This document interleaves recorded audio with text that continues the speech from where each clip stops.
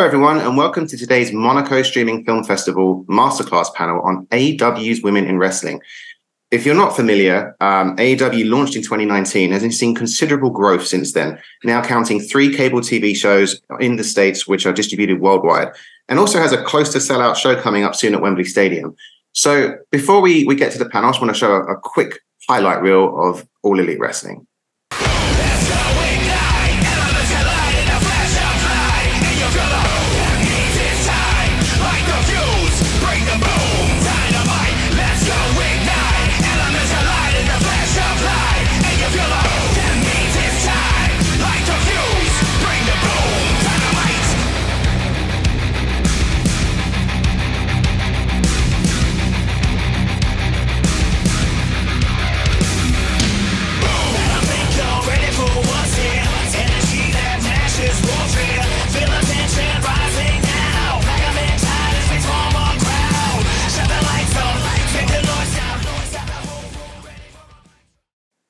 AEW is also breaking barriers with its women's division and female talent, several of whom do more than just wrestle. That is what we'll be discussing today in this masterclass. I'm your host, Gavin Bridge. I'm the lead correspondent for Monaco Streaming Film Festival and the senior media analyst for Variety's Variety Intelligence platform service. And I'm here today with 4 premier talent from All Elite Wrestling. We have Dr. Britt Baker, D.M.D, which is not a gimmick, it's an actual title and name. Jade Cargill, Renée, Paquette, and Aubrey Edwards. So welcome, everyone. Let's go around the panel to have our guests introduce themselves. So Britt, let's start with you. Hello, I am Dr. Britt Baker, D.M.D, and I am both a professional wrestler and a licensed dentist in Florida. Oh, that's very interesting. So I know we'll be diving into that. Renée, you have a very interesting, well, I think you have about 10 hats I've come up with. So.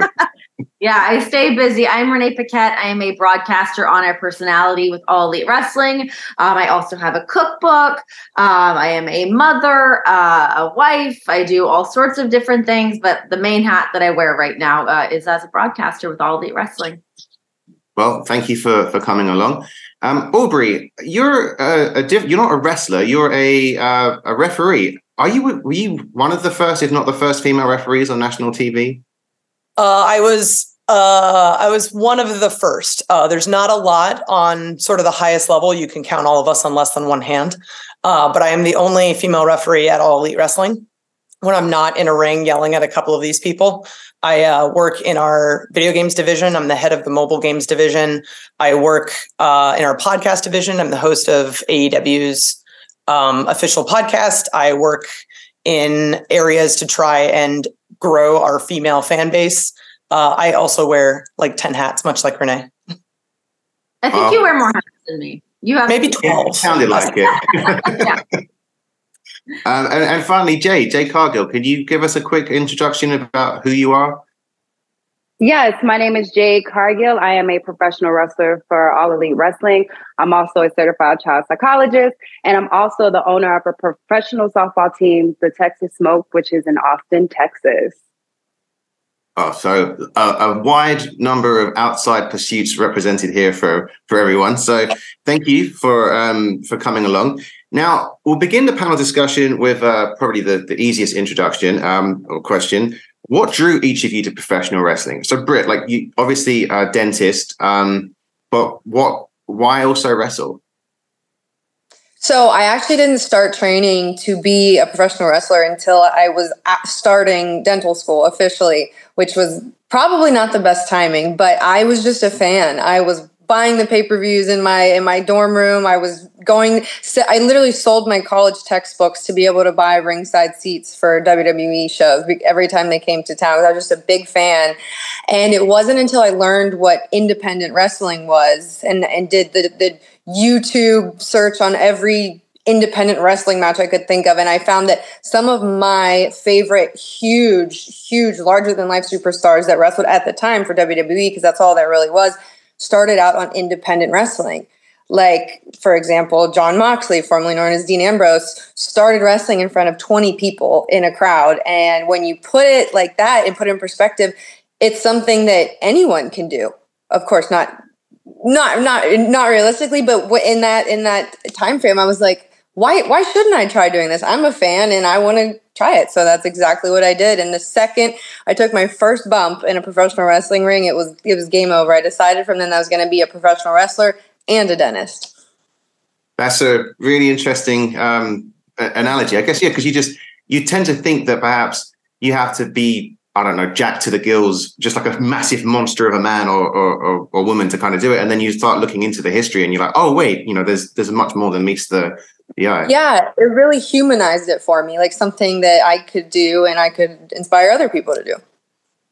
Well, Aubrey, what made you want to be a referee? Unlike most people, I didn't grow up with wrestling. I didn't really watch wrestling a whole lot. I got into it roughly, I think, after I graduated college. A couple of friends were watching and I didn't understand it at all. My background's actually in classical ballet. So I did that for over 2 decades. And it wasn't until I saw a couple performers on TV, specifically CM Punk, Bryan Danielson, who are both now at All Elite Wrestling, did I realize that wrestling is just another form of performance art, where you have these larger than life characters, you have pyrotechnics, you have music, you have all of the things kind of rolled into one to make it a really awesome audience experience. And that's sort of what really drew me to it as a fan. I dove headfirst. I went to all the local independent shows. I went to WWE when they were in town. I did the whole thing. But it wasn't until I was 30 that someone asked me if I had ever thought about becoming a professional wrestling referee. And I said, why the hell would I do that? That seems silly. I gave it a shot. I wasn't very good. Went to training a couple times. Turns out it's actually pretty awesome. And then 2 years later, I'm at the first All Elite Wrestling show. So it was a bit of a whirlwind. My actual professional job was working in game development, both as a programmer and a producer. So it was a bit of a switch. And that's part of the reason why I still do that for All Elite Wrestling. It's just the background I took with me. It's interesting you say that about performance art. So I don't know if in Canada they have pantomime still, whereas like in England, it's still very big around the Christmas season. Not like a ton, I don't think, but maybe a little bit. But it's like to me, it's like the original version of it, where it's like you've got the crowd interaction and it's just like another form of, like you've got performers who are trying to engage with the crowd. It's like, to me, I've always thought of professional wrestling as like a extension or an evolution of that sort of original form of entertainment. Because I think back in the day, that's probably the only way that crowds would get engaged. You wouldn't be going to a play in the 1800s, I think, and roaring at the at the performers. But it is another form of performance art, I think, which it's like sometimes gets over, perhaps omitted when people are considering it. Renée, I see you on the screen. We just spoke about that briefly. What led you to professional wrestling? I guess to kind of piggyback on what Aubrey was saying with the performance side of things. So before I got into broadcasting, I was studying acting. I was auditioning for movie roles and television roles and blah, blah. But things led me down the path of television hosting. I just sort of fell into that, which led to me becoming a sports broadcaster in Canada. And the network that I worked for, they had the broadcast rights to WWE. They asked me to host an after show for WWE. And of course, at a young point in my career, I'm like, yep, let's do it. Sign me up. And then started instantly diving right back into the world of professional wrestling. I watched it as a kid, but then getting back into it as an adult and really becoming invested in it. I hosted that show for maybe 2-3 years. Then I got picked up by WWE. I worked there for the past 8 years prior to joining AEW, becoming the first woman to join the broadcast team or the commentary team for Monday Night Raw, hosting many different panels and whatnot there, wearing a million different hats, to then leaving there, kind of putting a little pin in that, and then making my way over to AEW. I just kind of saw what was happening with AEW, with the names of all the people that are on this panel, all the people we've already mentioned. It just seemed like something that I needed to be a part of in my career. But yeah, I just feel like the thing that instantly drew me to it was the performance side of things, coming from an acting background. But then also I grew up playing a ton of sports, was a sports broadcaster. And it was the melding of those two things together that I was like, oh, this is perfect for me. This kind of checks all those boxes. It is true. I think you had a show. I remember you used to do one with Daniel Bryan, right? Or Bryan Danielson now. There's many different things that you can do within professional wrestling outside of wrestle as well. I had no idea. When I started my career in pro wrestling, I had just had no idea that I'd be able to accomplish the things that I was able to do, just because it wasn't there. Those things didn't really exist. So that's something that I really gravitated towards, was being able to kind of chip away and carve my own path and create some of these different shows, create some of these different platforms, and just kind of see what sticks. It's the creative aspect of things that really talk to me in all the world of pro wrestling. Well, let's see what led Jade to wrestle now. Was it the creative side? Was it just being able to beat people up? Like what drew you to the world? Actually, I was a working child psychologist. Wrestling found me. Mark Henry found me. I would have never, if you would have told me 3 years ago I was going to be a professional wrestler, I would have probably laughed out loud and said, "What are you talking about? That's nuts." I watched it growing up, and then I got into basketball, and the rest was history. But when I was a psychologist, you know, I've always felt like I could still use my body. I was like, there's something I can do. Like, I don't want to sit at a desk the rest of my life. Like, this is great. I love helping out kids, but I know I have more fuel in the tank. So I went to a WWE tryout and I couldn't put it down at all. Like, where else do you get all these different elements? Like everybody that listed all the things before. There's no other place I don't see that we can get all these elements. Like, you're entertaining a crowd. Like, you just never know what you're going to get. And I picked it up and I couldn't put it down. It sounds like one of my presentations I do sometimes at the industry conferences. People are like, "Wow, that was awesome," because you actually said some real stuff. Like, I get that drive. There was something else. Yes, your child psychology. So just as a side note, when I was going to shock you and make a joke, but it's not true. So I was going to say when we met and you told me to get my kid to watch a show and it would be great for him. And I was going to say it was Rick and Morty, which I just wanted to see your face. No! It was gluing. And it's true. That was a very good, that's the one thing that chills him out. So I could testify to Jade's child psychology ability there. So I want to put it to the group. It's almost like the quick fire round. Whoever wants to buzz in first can go for it. Do you think it's tougher to be a woman in wrestling than a man? Ooh, I would say yes. I would like Britt to horn in on this. I feel like it is. A lot of wrestling fans aren't too keen to women's wrestling. So we already have a chip on our shoulder with that. We don't have as much airtime as the men in our industry. So there's another chip on our shoulder. So when we do get these highlights and these spots, it's like we have to, obviously we're going to go and put out our best. But we have to capitalize so much more than the men and go out there and perform so we can hopefully get more time on airwaves and hopefully we can get a fan base that appreciates us more. So I do believe that it's harder to be a female professional wrestler. Yeah, I would say it's definitely different. We have a lot of different challenges and obstacles than the men face. Just for perspective, I was in the first ever women's main event for Dynamite, and I think that was 2021. So that's came years later, and now thankfully it's a lot more.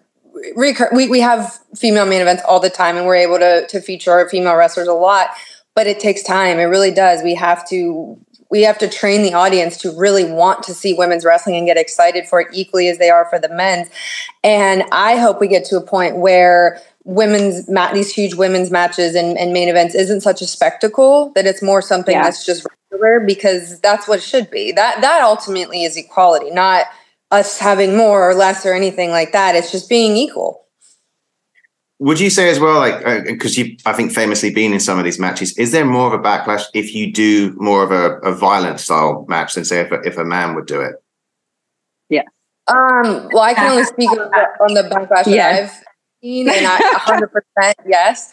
But it's just not everyone's cup of tea. I know there's some people that don't like when Jon Moxley has hardcore matches all the time, just as much as if I were. So it's really who's on the other side of the TV, who's watching it, and what do they enjoy. Some people, my favorite match I've ever had was one of the matches where I was bleeding and in thumbtacks, and then other people, they were like, I don't ever want to see Britt Baker again after that. I don't even know if that's a male versus female thing as much as it is a what's your cup of tea. Aubrey, Renée, any thoughts? I know you're from the outside of being the performers, but do you think it's more difficult, or any difficulty or differences in being a female talent? I'll jump in on this one. Oh, Renee, you go first. No, you go. At All Elite Wrestling, we have 7 full-time referees, and I am the only woman. And from a social media perspective, it is very easy to see that people are much more critical of me than they are my male counterparts when we all do the same jobs. And I think a lot of that just has to do with kind of how society views female athletes. There's a higher expectation, and we have to work harder to get a lot of the same recognition that the men do. And we are down a little bit more, I would say, than the men are. I get a lot of comments on social media about things that I do that I literally see my male coworkers do, and there's no difference. And it's, why is there all this negativity at us? And I see it a lot with my coworkers as well, especially the wrestlers, just because they are on TV and they are promoted in such a bigger fashion that it's putting yourself out there. And on the comment of the hardcore matches, I definitely see also there's just a lot more criticism of women doing it. And I think just from a societal perspective, people more so want to protect women than they do men. So when they see women bleeding and hitting each other with weapons, it's sort of like, oh, I'm kind of uncomfortable with this. But a lot of times it's the first time people are seeing something. And the first time people are seeing something, they're not quite sure how to respond. And much like Britt said, it's a bit of a spectacle because we are breaking boundaries. We are presenting something new that hasn't really been seen before.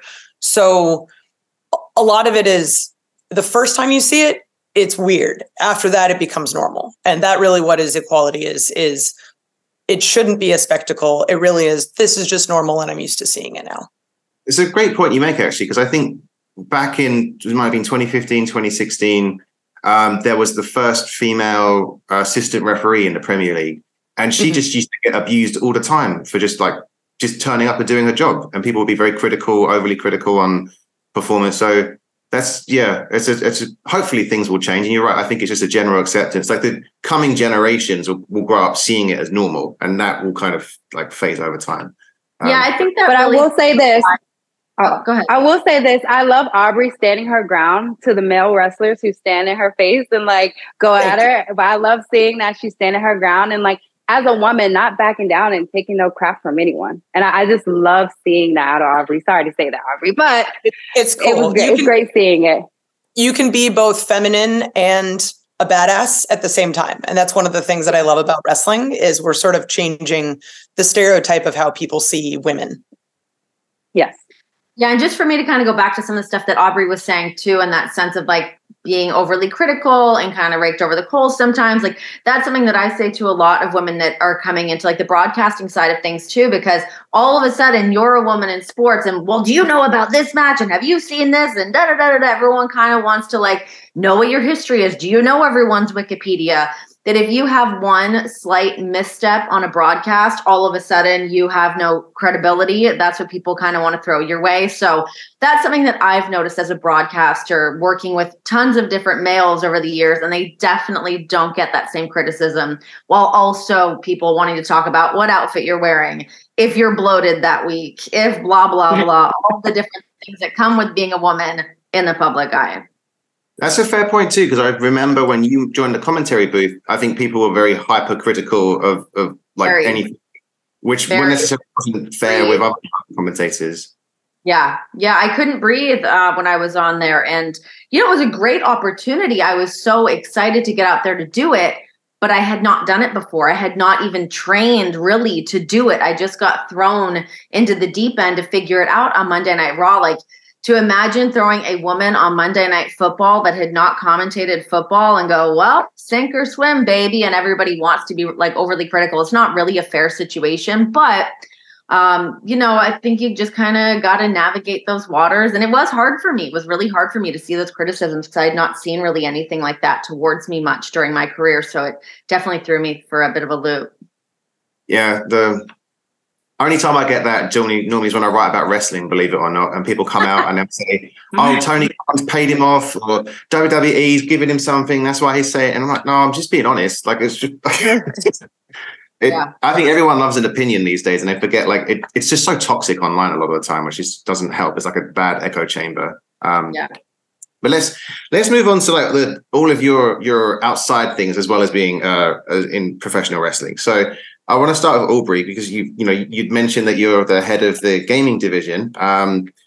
How did you get there? Like what led you to sort of not only just like doing coding, but like how did you kind of be able to create like a dual role within All Elite Wrestling?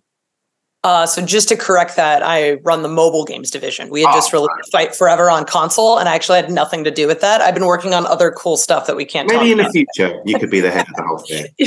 Maybe. I mean, that's career growth, right?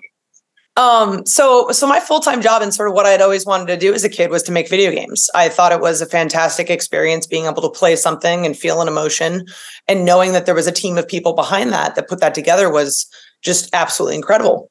So I went to school. I have a computer science degree.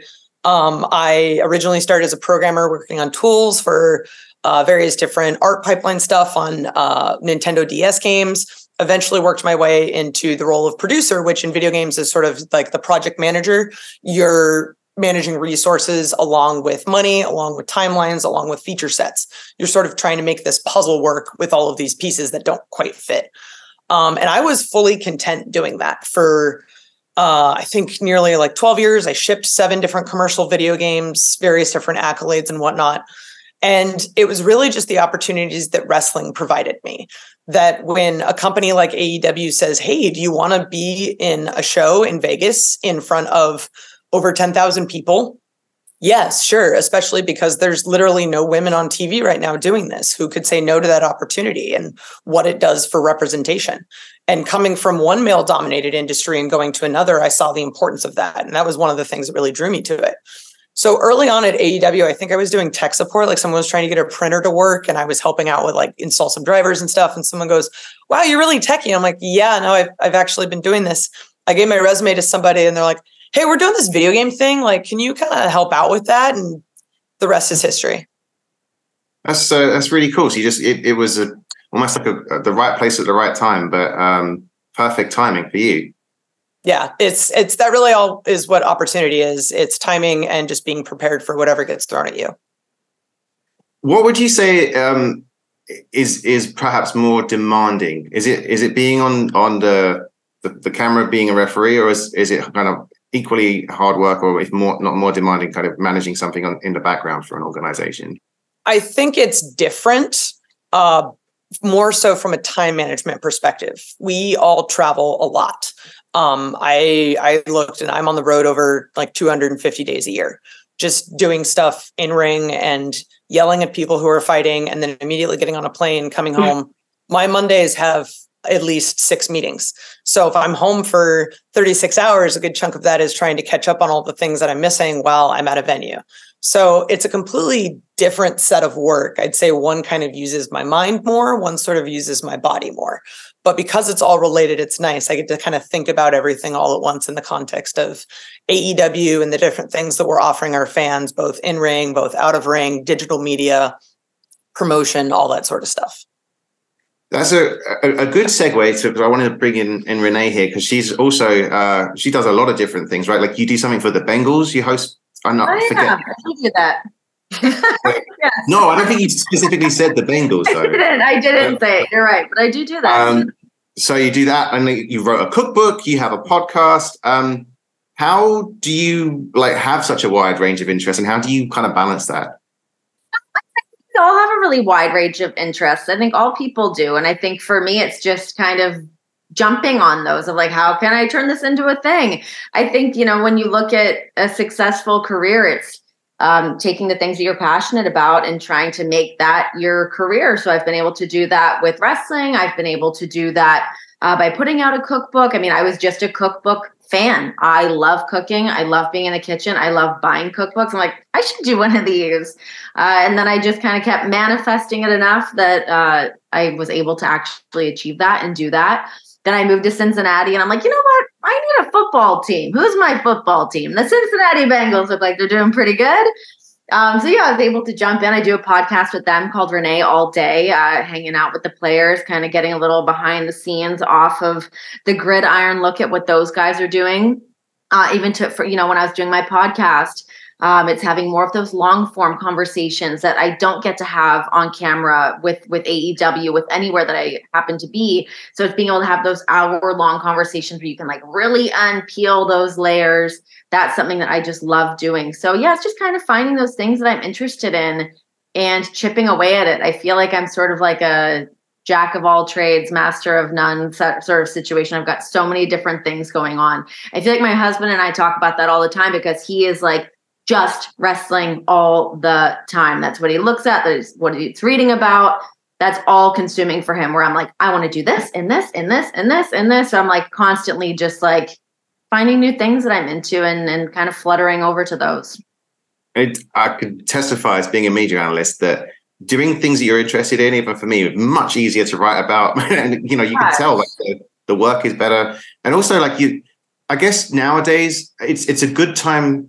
Oh, this will sound weird, especially with the climate stuff happening, and this won't age well, but it's a good time to be alive in terms of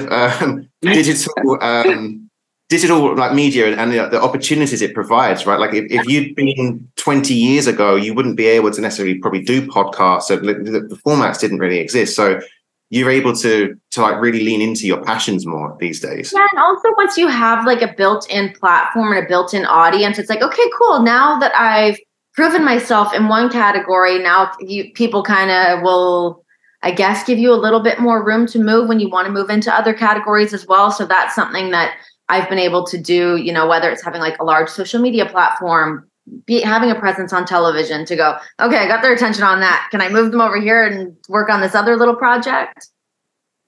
That's a good question. I want to put to Britt. Like, do you get fans, Jen, who are like, from your fan base? Do people just turn up to get you to look at their teeth because they like you on screen? I would say that's the single hardest challenge that I faced in the office today, because of all the 8 years of school and continuing education credits that I take, they don't teach you ever how to handle fans in the dental office. That's a new world that hasn't been investigated or studied properly yet. No, I'm kidding. But it is really uncomfortable for me, actually, because fans will just come in thinking that it's going to be like a wrestling meet and greet. And that's not what it is at all. It's like a professional practice. And I have staff that are there to see patients. And then, I try, they're very, very patient, my staff. But at the same time, when someone walks in and they think it's a new patient exam and it's this person wants a picture and an autograph and then they're out the door, we just wasted so much time, and time is money because we blocked off a whole chunk of the schedule for what we thought was going to be something else. Also, there's a part of me that's like, it feels invasive because these people think that they're going to get like Dr. Britt Baker, the character, which is there's still some of that deep rooted in me, but I'm Dr. Baker, the dentist. It's kind of weird. It's almost like I don't want them to come in and see that side of me because that it's very different in a way.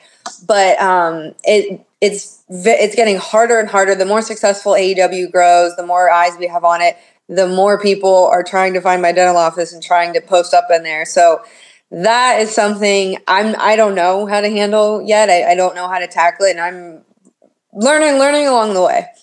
Even just like walking through like a hotel with Britt, like when we were out in Vegas and we're like walking through the hotel, people stop and like, hey, check out my tooth. And they're like kind of joking. Then they circle back around and they're like, no, legit, can you take a look at my tooth? It's like, oh my God, back up. Yeah. All the time. It's weird. And it's like, it doesn't gross me out. It doesn't bother me. It's just the environment that we're in. It's not appropriate. There's time and a place, and that's not it. So I won't have you like say where exactly you work, because that could make it even worse. But how many days a week are you in the office practicing? So now it's all over the place because our travel schedule with AEW is up and down. Now we have, the extra show, and then we've been in Canada, which has been a travel nightmare for some of us. But I try in a perfect world to be in the dental office at least 2 days a week. But it's to the point now where I'm not even really accepting new patients. I'm kind of just keeping up to date with my old patients, the ones that I've been seeing for years, and making sure they're taken care of. Because it's not really fair for me to take on new patients and then I'm not able to be in the dental office for a couple weeks and then they're left high and dry. But I mean, there's been times where I've only been in the dental office now for less than 3 days a month with our travel schedule, especially when pay-per-view loops come in and we're needed on the road for 10 days at a time. It's hard. It's definitely something that's becoming more and more challenging to balance. I kind of thought it was going to get easier after school, but now it's getting harder. The more success you have in one, the more challenging it is to keep that level of success in the other. You could have a franchise, though, a branded dentistry chain at some point if you keep having success and just have them all over. In a perfect world, I will have dental offices where I don't even have to step foot in there, and I will pay everybody, all the dentists, to do the work for me way down the line, but not yet, because I still love practicing. I haven't fallen out of love with it yet. Jade, I guess from what Britt was saying, it's probably good that you're still not practicing child psychologist, I think, because otherwise you might have people coming up to you being like, look at my kid, what's wrong with my kid in the street? But right, no. But how do you, I mean, you have the child psychology masters, you co-own the Texas Smoke, you're a personal trainer as well. Like, what's led you to kind of follow those interests? Is it sort of like what Renée said, where you can explore your passions and go in different routes, and you have the ability to do that now? Oh gosh. So if I could separate all of them. So for example, I'm actually the owner of the professional team, the Texas Smoke. My spouse played 17 years, major baseball, major professional, well, MLB, right? And so I sat down and we had a conversation, and I was like, well, how's the women's side of things? Like, how's softball? And he was like, well, it's little to nothing. It kind of doesn't exist. And which I was shocked, because MLB brings in so much money. So we did some research, we made some calls, and before you know it, we wanted to start up a team. And so the place that we chose was obviously Austin, Texas. And he had previous experience working with the Lexington Legends. He was the co-owner of that team. So I was like, you know what? I'm all for women's sports. Let's do this. So we've had our first draft this year. We got some major picks from Florida, from Florida State, from Oklahoma. We're out there killing it. And it's been a passion, to be an owner of a team of women who are hungry to elongate their career in professional sports and for them to make income.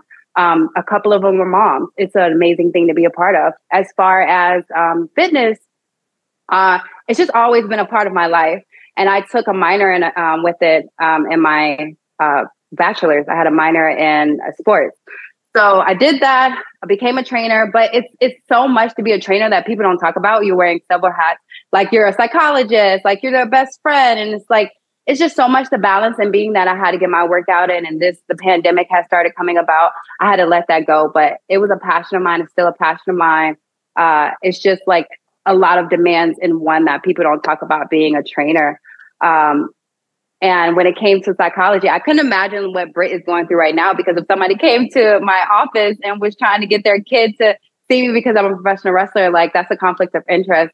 And I could see things going left. But, I think it's all about what you love and your passions. And I don't want to look back later on in life and think, I could have did this, I could have did that. Right now, my passion is owning this softball team and letting these women grow and letting them see other opportunities and getting them media days and things of that sort to continue their career in professional softball.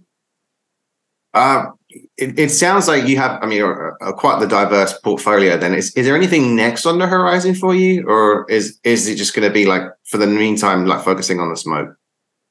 Right now I'm focused on this, and, I'm focused on getting a household name in professional wrestling, being that I'm so young in the sport today. I have so much room to grow. Next for me is acting and being in films, and hopefully DC or Marvel picks me up for the character of Storm, because my entire character is based on Storm. But that's next for me. I'm taking the necessary steps in acting and just getting the connections to do these things. So after I become a household name, that will be next. Well, it'll be another panel where we look back on it in a couple of years that was a good one.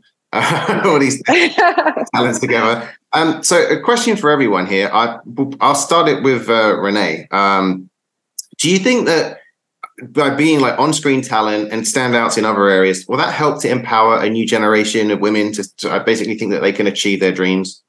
Oh my God, of course. If you can see it, you can achieve it, as they say. So I think being able to see other women be successful, to kind of carve those paths. It's actually really interesting, even just in the times from like when I first started in professional wrestling, there really wasn't a lot of other female broadcasters. And now there's so many more. And I love being able to see like the different opportunities that they're getting after some of the stuff that like I had to like beg and plead to get a little bit more. So it's so nice to be able to see everyone really being able to like flourish and grow under that. But yeah, I mean, one thing for my career that I'll always remember was going over to go over to Saudi Arabia with WWE and having little girls in the crowd there and having them come up to me and know who I was and to like be excited to see a woman represented on a show, to be on the broadcast booth. Like that's something that I will always remember, to see what that was like for those little girls to just to meet me and to be able to like hang out and spend that time together. So yeah, I think it's so important for other little girls and boys to be able to see us be successful and carve out our own paths. It's actually it's a good sidebar for like you and Aubrey. Was like, you're not wrestlers, but you're still on air personalities and talent. Do you think that that's also like is equally as important? Because you might not everyone, I guess, is athletic, right? Like you can still. I mean, we're athletic. Don't get me. No, I'm not saying you guys are. You know what I do in the ring. Aubrey had a match. Bruises after every show. Aubrey had a match. I do think that it's really important because, I mean, you know, I can speak from my own perspective, is like having a woman's voice in wrestling. We've not been able to have that before. And I think we all want to have our voices heard. We don't want to feel like our voices don't matter because of our gender, our race, whatever it may be. So I think the more representation we can have in all of those areas it's huge for everybody. Just to kind of add off of that, like there has not been a female referee on wrestling television before 5 years ago. It just was not a thing. With how much history that wrestling has, there are people who grew up watching wrestling who literally did not see someone like me in my role. So it's very new. And I get a lot of messages from parents, especially dads with daughters, who say, I really appreciate that my daughter gets to watch something and you see a woman being an authority figure who people stand down when she gets in their way.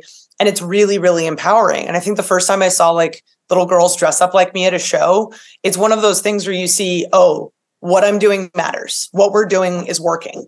It's changing the perspective of how people see women in wrestling. And it's such an unreal feeling. And it's so wonderful knowing what all of these women are doing for their roles, what all of the women at our company are doing just for women's representation.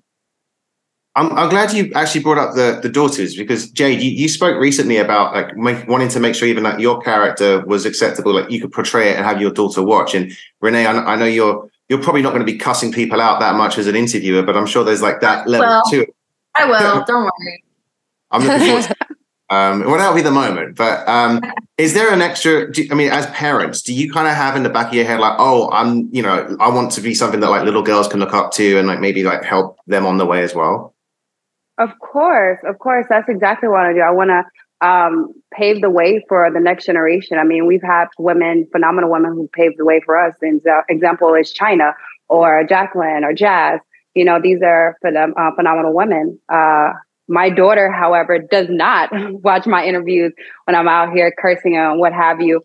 And then if she's live at my shows, because I want her at every one of my shows, and I got flack because of the fact that I am a heel. And I had my daughter at shows and I was like, listen, you guys, she was with me the day I took my first bump and she's going to be with me at the end of this career. Like, there's no way my daughter is not going to be here throughout every step of my career. You know, some days we have last minute matches and, you know, there's not a flight to accommodate them to get in time. But I make sure my daughter comes to every single match because I want her to see I'm doing this for you. We've had the conversations where she thinks, you know, I'm a superhero. I'm a good guy right now. And so she'll find out later in life that I'm not. And she asks like inquisitive questions like, oh, well, you're doing this. Are you sure that's good? And I'm like, no, but like they started it first and then I had to finish it. And so she's figuring it out right now. But as far as like my catchphrase, you know, I urge her not to use it if she does hear it. And I see little girls when like I just had my first meet and greet, and believe it or not, the majority of my fans were kids. And that was astonishing for me. So my job is to do nothing but pave the way for the next generation and me being the example for a strong Black woman or just a woman in general, a strong woman in general. Britt, let's I'm trying to think of a way to like, who could you encourage? Like more doctors and dentists to join the sport, but is there?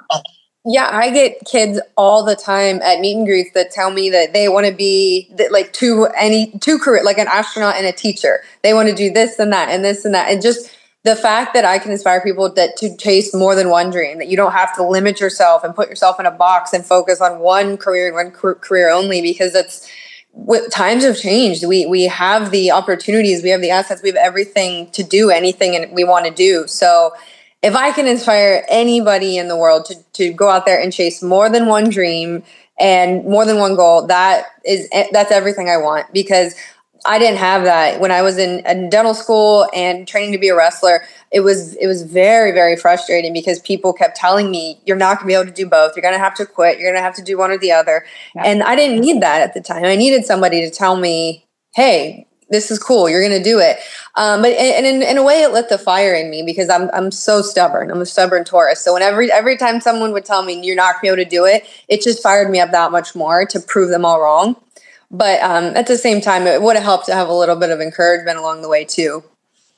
Well, it's really funny. I find how people are so fixated on like, you belong in one box. You are this one thing. When like I said earlier, it's like you have so many different interests. We're not all just one thing that just have, one wavelength. We've got all these different things. So to be able to achieve two different dreams, to have different interests that we're into and be able to kind of execute those it's really cool. And I think it's so important for other people to be able to see that you don't have to be just one thing. And we've just speaking of being put in one box, because we were talking about it at work last week, just the fact that professional wrestlers sometimes are put in a box because there's so many of us that are taking acting classes and want to branch out. But I don't know, there's sometimes a stigma of professional wrestlers that especially with acting and TV and entertainment, that we just belong in the ring. But some of the best acting you will see are in wrestling promos and the characters that we portray. So I hope that's a thing we can a stigma we can break. There's a really good point actually about having multiple, being able to wear multiple hats and inspire people to do that, because I think the way that the economy is moving in general, we'll probably see more of that going forward. But you've also, to help normalize it and just to be like, look, you can be a standout. And it's not just saying you can do like one thing as a hobby. Like all of you are like standouts in multiple areas, which is, you're top tier for everything that you do, which is pretty, I think, empowering and inspirational to many. So, and it doesn't just have to inspire women, right? Like you could also inspire men to kind of, that you can do both things or multiple things. But I guess you kind of answered it a little bit, but this is the final question before asking if you had any final thoughts. But if you could offer people like words of encouragement or wisdom to sort of like for people who want to follow a path of really following their dreams, but also being able to achieve as much as possible, what would you say to them? I'll start with you, Britt. Especially in the early days, one of the best pieces of advice I was told was to be seen, not heard, and just be really observant and take in everything you absolutely can without shouting from the mountaintops that you're in the room, because you can learn so much just from being a fly on the wall, and that you can take and transform into 9,000 different tools later and down the road when you're in your career. And I think that's something that a lot of people either forget or they just get nervous, but it's sometimes just being the loudest person in the room, especially early on, especially in those early training days or the early days of school. It's just not proactive because you're learning, you're a sponge, you're taking everything in. So if you can be seen and not heard, you can take that to infinity and beyond with success. Aubrey, let's go to you next.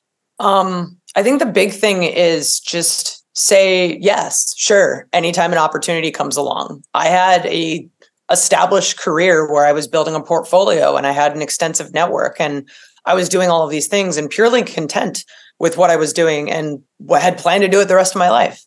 And then wrestling came along and I said, sure, let's try that. And turns out that has made me happier and more successful than games ever did. So don't plan for something. Like, you can definitely have a path you want to go, but know that other things are going to come along the way. And we live in a world now where opportunities are endless. And if there is something you want to do, make that opportunity. There's so many resources out there available to people to try new things and, branch out, or just do as everyone on this panel does, do multiple things at once.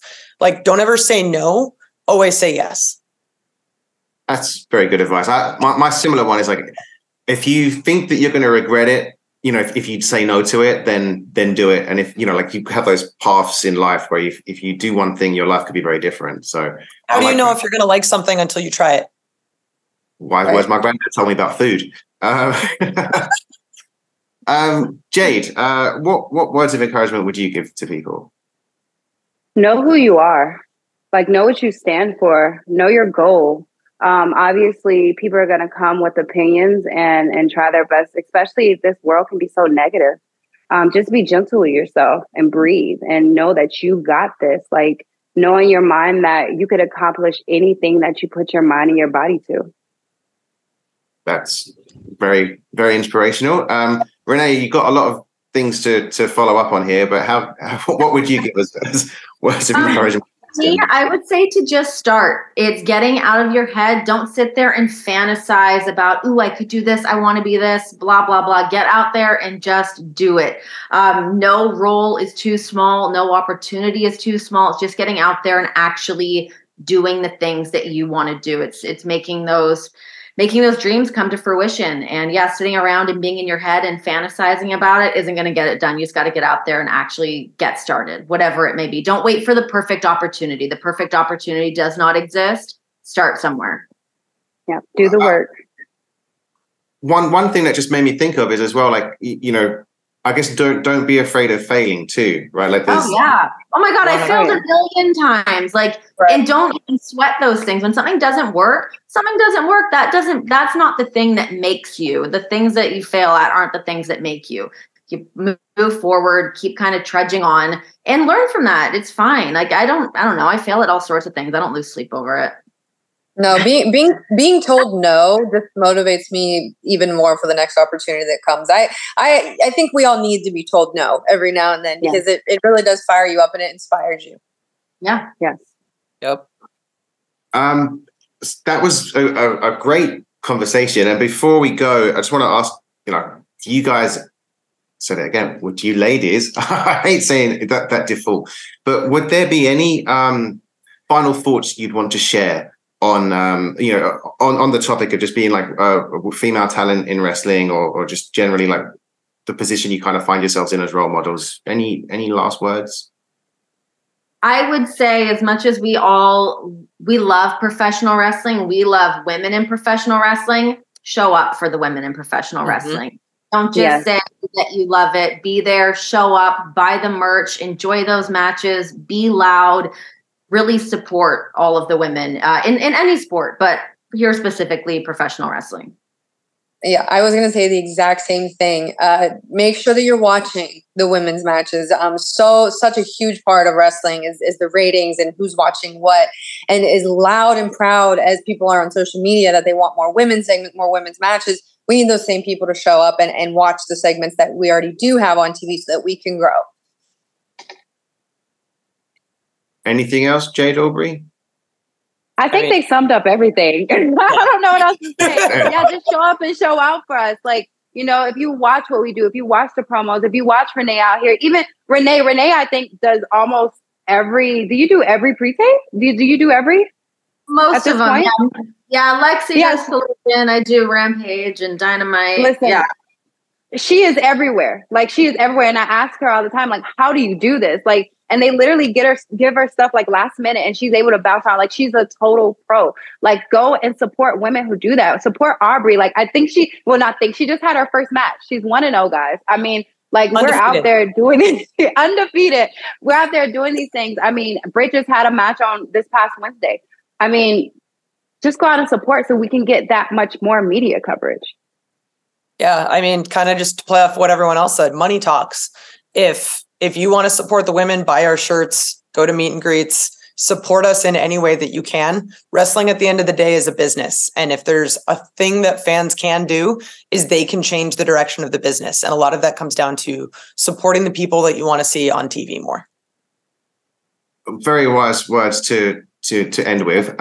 Thank you, everyone, for taking part. The time has flown by, at least for me doing the interview.